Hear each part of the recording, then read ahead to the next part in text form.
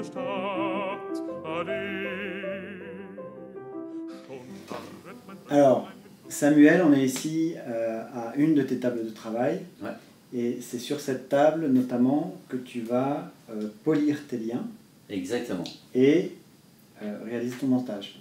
Alors, tu nous expliques un peu quels sont les différents matériaux que tu as à ta disposition pour faire tes boutons de manchette. Et puis, quelles sont les opérations que tu effectues sur chacun d'entre eux. Bien sûr.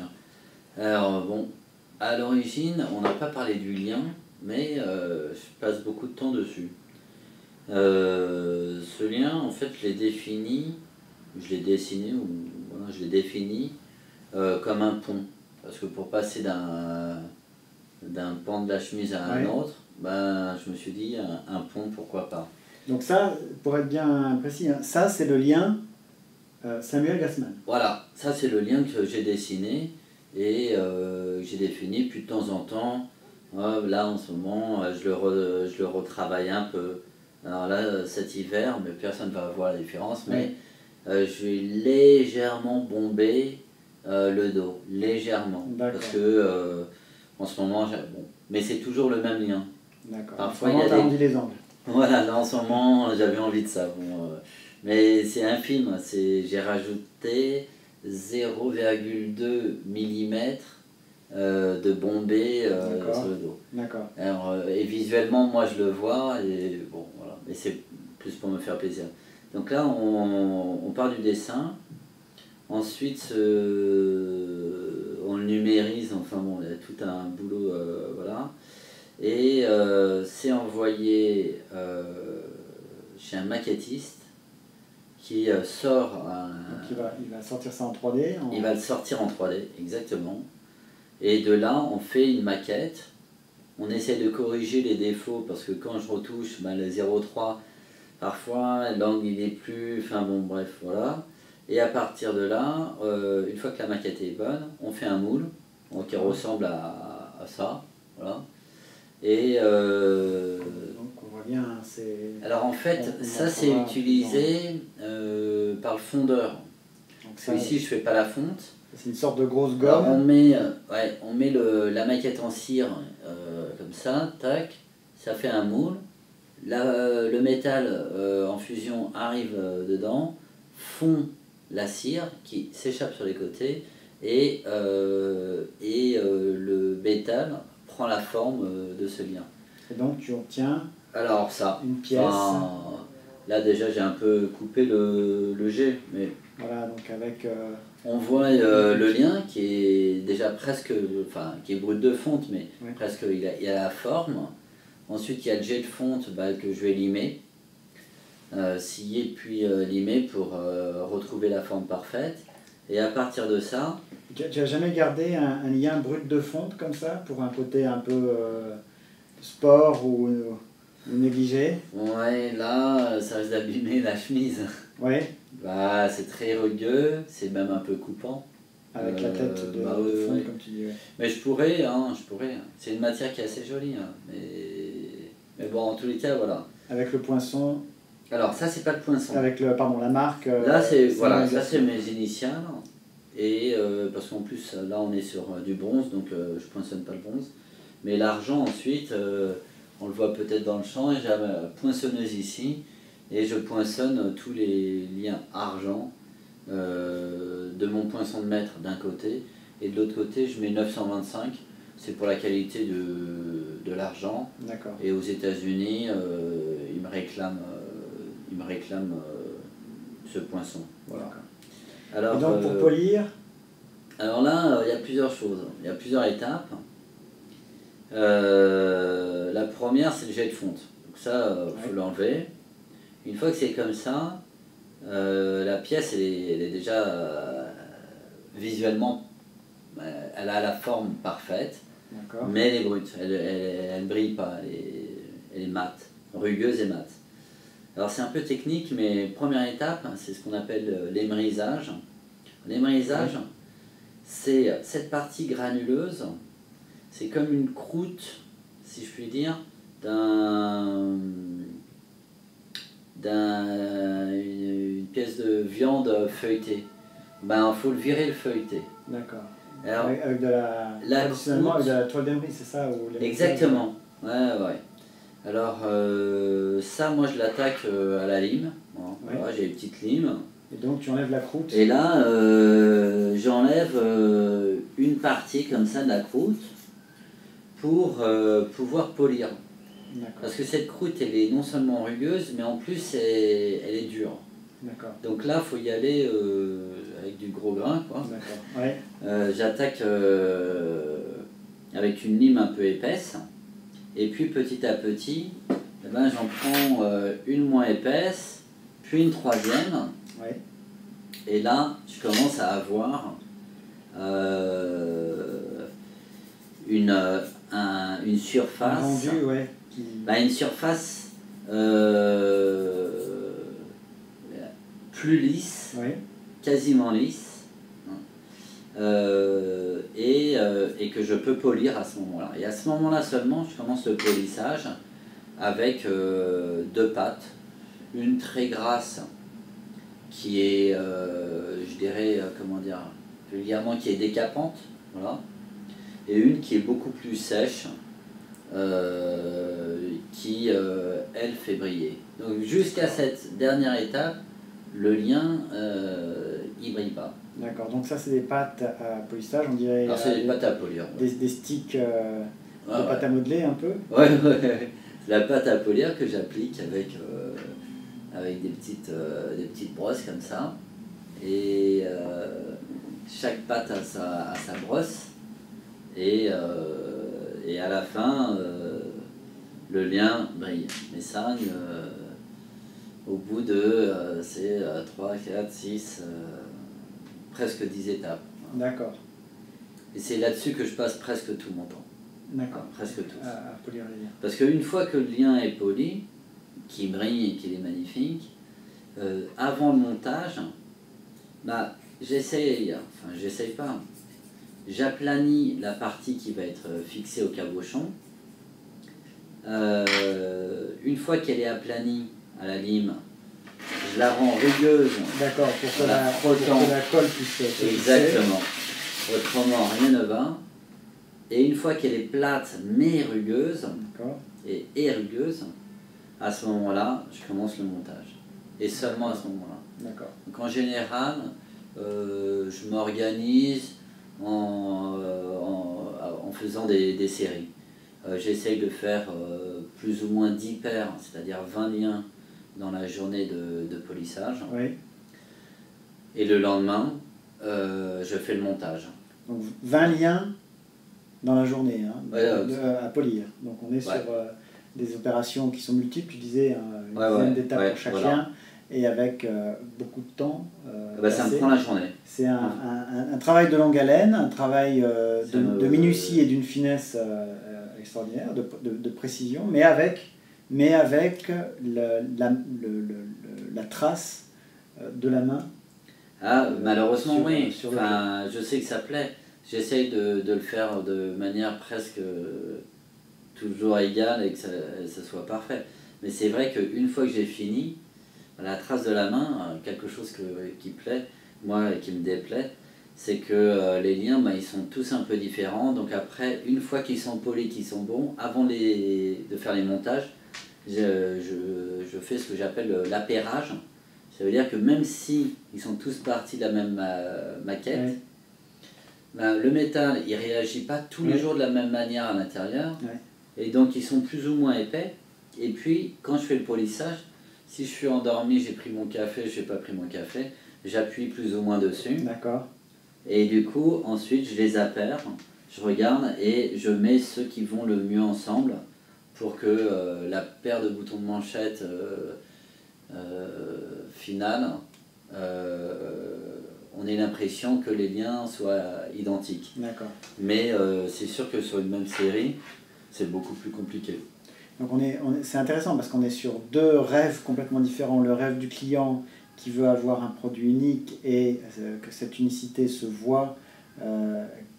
Chaque produit est différent l'un de l'autre.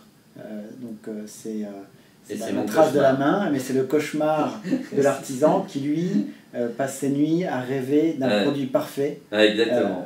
à répéter à l'infini. Ouais. Et c'est d'ailleurs c'est ce pourquoi tu continues en fait. Bah, Parce que si ce produit parfait tu l'avais eu, tu te serais arrêté. Ah, ça aurait été horrible, ça aurait été très triste. Non, non, mais après, honnêtement, depuis 5 ans, je vois le polissage que je faisais il y a 5 ans et le polissage que je fais aujourd'hui. Ouais. Et je dis pas que je le faisais mal, mais je le fais beaucoup mieux aujourd'hui. Hein. Beaucoup, beaucoup mieux. Mais parce que je fais presque, je sais plus, 1000 paires par an. Donc c'est des tous heures. les jours, Voilà. les jours. Et c'est sûr que à la fin, mon polissage il devient vraiment plus joli. Hein. Même Donc, s'il n'est pas encore parfait. Hein. même s'il est pas. Donc tu tends vers cette perfection. Ah bah ouais, mais bien sûr. Mais c'est amusant. C'est amusant. Voilà. Mais c'est, je pense que pour faire un bon polissage, ça prend du temps. Ça prend du temps. D'accord. Et c'est la particularité de l'artisanat, du métier d'art aussi. Mais donc ce geste répété encore et encore qui permet d'avoir un produit magique, Bien sûr. toujours différent d'un produit industriel, et que seul un artisan qui a passé des heures et des heures sur le métier est capable de produire. En fait. Donc c'est aussi cette spécificité de ce travail manuel qui repose énormément sur l'expérience, sur la répétition, et non pas seulement sur un savoir théorique. C'est un travail quotidien, répété, répété. Ouais. Même si ça ne fait pas rêver, c'est la clé. Ouais, c'est sûr. Donc on a ce lien qui est poli, et ensuite tu procèdes au montage avec tes boutons que tu dessines, Ouais. que tu conçois en collaboration donc avec François Mercier en grande partie. voilà. Ouais. Et donc Qui a Miru. tu les reçois, et donc on a bien compris hein, qu'il y a pour les liens un contrôle qualité permanent pour réussir à avoir quelque chose d'homogène. Et c'est la même chose pour les boutons en fait. Ouais, Chaque bouton également, parce que la nacre c'est aussi un produit qui est vivant, naturel, voilà. Qui est naturel, et du coup sur un même coquillage on peut sortir de la nacre, ce qu'on appelle la nacre franche, donc elle est bien blanche et magnifique. Si on part sur les côtés, on a la nacre grise, c'est le même coquillage, ouais. Mais qu'on prend sur le col. Et puis parfois, malheureusement aujourd'hui, la nacre elle est un peu piquée, il y a des verres, etc. Donc moi au moment du montage, je vérifie que ma nacre elle n'est pas piquée, que d'un bouton à un autre, il y ait le même blanc. Donc tu fais un appairage également, ouais, pour encore. réussir à avoir de l'homogénéité. Et l'appairage il se fait aussi sur les nuances de la nacre. Parce que même si elle est parfaitement blanche, elle n'est pas piquée, etc., parfois il y a ce qu'on appelle des nuages, c'est un peu la nature du coquillage. Alors il y en a qui ont plus ou moins de vagues, il y en a qui sont plus ou moins homogènes, alors, on dirait un aplat. Bon. Et ça je les appaire encore pour que la personne, quand il achète une paire de boutons de manchette, ça lui semble pas parfait, mais quelque chose qui pose pas question. Donc on est un artisan, c'est à la fois des mains, mais également un œil. C'est-à-dire que ça, c'est encore une fois, c'est quelque chose qui ne peut pas se faire à la machine. Non. D'avoir ce coup d'œil pour pouvoir rendre homogènes des produits qui par nature sont vivants et sensiblement différents. Et de réussir à reconstruire une homogénéité, c'est à la fois l'œil, l'exercice de l'œil. Un nacre, c'est pas évident. Ouais. Après, il y a des matières qui sont plus simples, comme la corne, que j'utilise de septembre à janvier pour les boutons de chasse. Et là, la corne, alors c'est encore la même chose. Il y en a qui sont plus ou moins blondes, il y a des cornes qui sont plus ou moins brunes. Mais c'est plus facile que la nacre, ou parfois c'est juste des histoires de reflets qui donnent l'impression que c'est deux coquillages différents alors que c'est le même coquillage qui est utilisé. Parlons un peu de ces matières premières qui sont utilisées, la corne, la nacre. Est-ce qu'aujourd'hui tu rencontres est-ce que tu as pu dans le temps voir une évolution de la qualité? Est-ce que tu as aujourd'hui des difficultés d'approvisionnement? Est-ce qu'on est dans Oui, bien sûr. Oui. Oui, bien sûr. Malheureusement, bien sûr. Par exemple, la nacre franche que j'utilise, il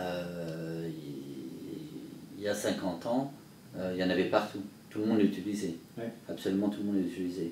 Aujourd'hui, à part des grandes maisons ou dans le sur-mesure comme Courtauld, plus personne n'utilise la nacre franche. Donc ça veut dire que c'est devenu rare aujourd'hui. Et par exemple, François Mercier, je peux lui commander des boutons. Parfois, ça va prendre 2 mois, 3 mois, 4 mois avant qu'il trouve les bons coquillages à façonner.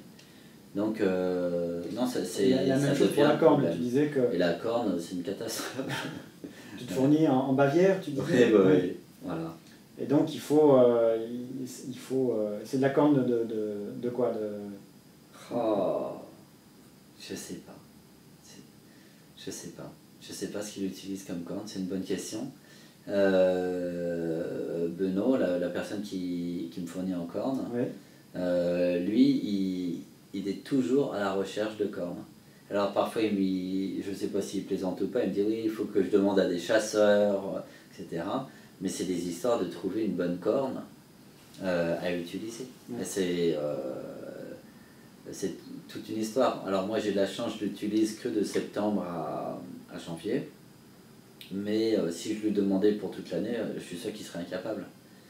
Il a des stocks très limités de matières premières. Donc c'est ça qui est intéressant aussi, c'est qu'on est sur un processus artisanal qui l'est du début jusqu'à la fin. Oui, c'est une catastrophe. C'est-à-dire qu'il peut y avoir plusieurs artisans qui travaillent les uns pour les autres, mais on est dans un processus artisanal, on est dans un processus de recherche du produit d'exception. De bonne qualité. De bonne qualité. Et également dans un coup de main, un savoir-faire qui est unique d'un bout à l'autre de la chaîne. Tout à fait. Ça, c'est ma fierté dans une certaine mesure. C'est à chaque fois de trouver la bonne personne. Par exemple, en Bavière, c'est vraiment, je dirais pas les noms, mais il fournit des très très grandes maisons. D'accord. Voilà. Et la porcelaine, je la fais pas ici, on la cuit dans un petit village dans le Massif central. Et la personne qui le fait, pareil, il travaille pour des très très grandes maisons et c'est le seul à connaître des techniques pour cuire les cabochons sans trop les déformer, qu'on puisse faire un plaquage derrière, etc. Donc c'est sûr que parfois quand on regarde mes boutons de manchette, on se dit oh bon, soit il y a des hérésies comme il fait la fonte, il sait percer la nacre, il sait tout faire, ce qui est impossible. Ouais. Et soit il y a que des idées fausses. L'idée c'est que ici, il y a beaucoup de savoir-faire. Il y a un très très bon fondeur. Il y a moi, le maquettiste avec qui je travaille, qui est incroyable, sans qui il n'y aurait pas les précisions ou les folies que je lui demande sur des petites modifications du lien. Oui. C'est énormément de corps de métier pour arriver à la fin à pas grand chose visuellement, mais un produit, comme vous le dites, d'exception. Et c'est vraiment des savoir-faire bout à bout qui permet de réussir à faire le joli bouton de manchette. Ouais.